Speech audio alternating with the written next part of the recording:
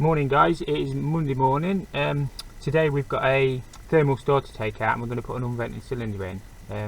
We're just at the merchants now. We're going to pick the cylinder up and I'll try and get you some shots on the job. I'll see you in there.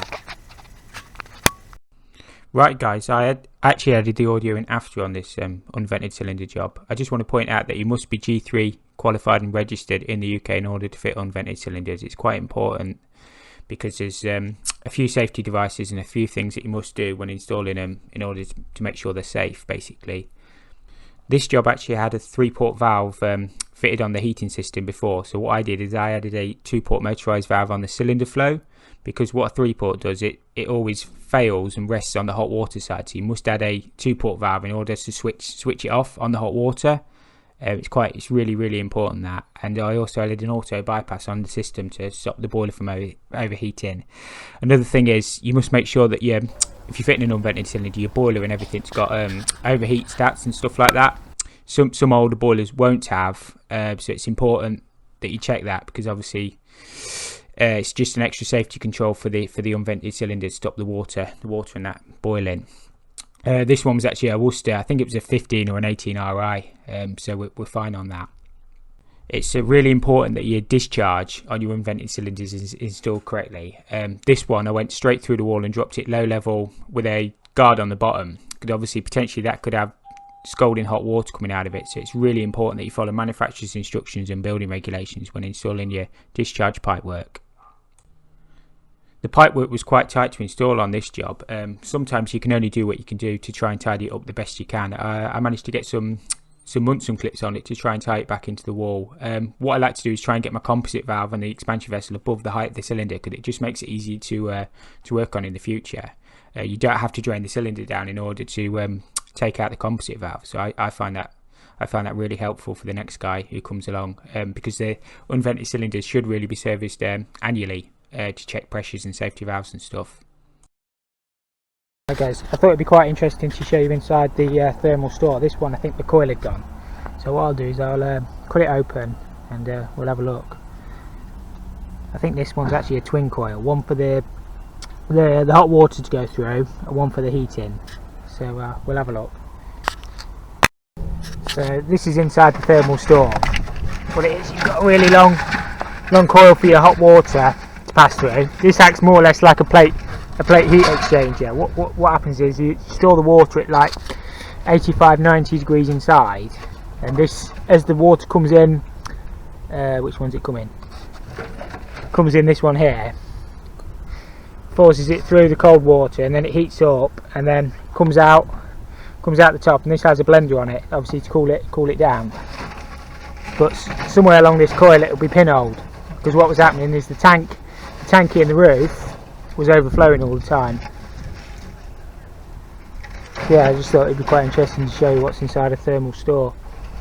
You can get a few different sorts, but that's how this one worked.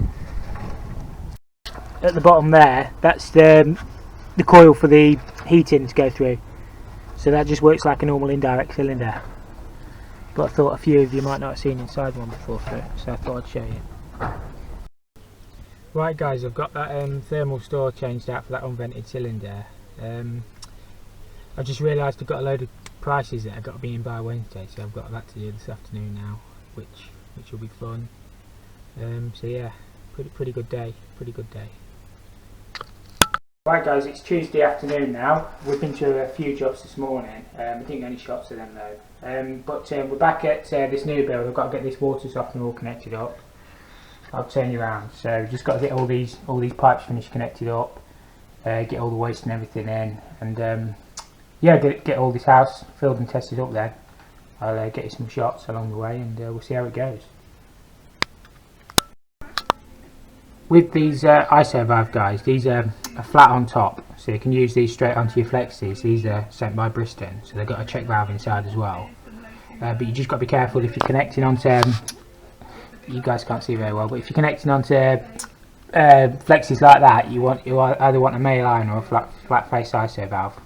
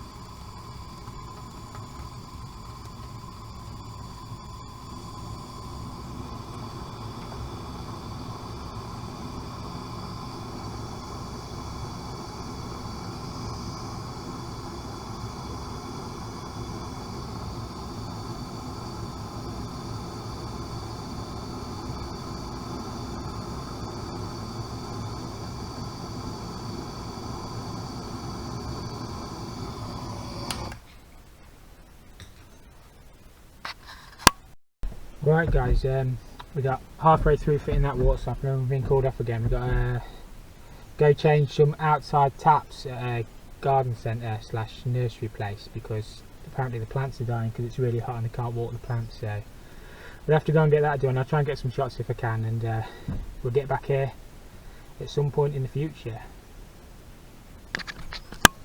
Right, this is actually the next day. We're doing a combi installation on this one. It's just more or less one in, one out. I didn't really get many shots of it, but I thought I'd just show you sort of the process a little bit, and hopefully you learn something. Right guys, just finishing off this combi installation now. Just got my Magna Cleanse unit set up. I've been round and put just show you here. I've been round and put TRVs on the system as well. So I've put 10 TRVs on as well. So the system waters didn't seem too dirty when I was draining down.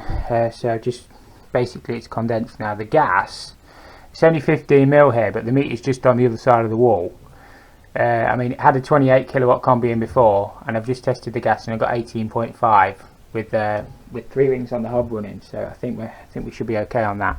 As I say, it's 22 where it leaves the meter, so I think in that box then it reduces down. But we've got 18.5 working pressure with the appliance set on max, so we should be okay on that one.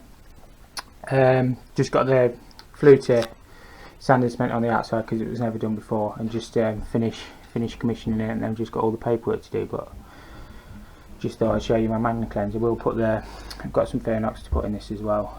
So I mean, the pipework's not the best, but sometimes you can only do what you can do. Right, that's actually where this week ended. I didn't film anything on Thursday or Friday that was worth putting in the video, so hope you enjoyed this week's episode. Don't forget to like and subscribe, it really will help my channel grow. Appreciate you all watching, and take care.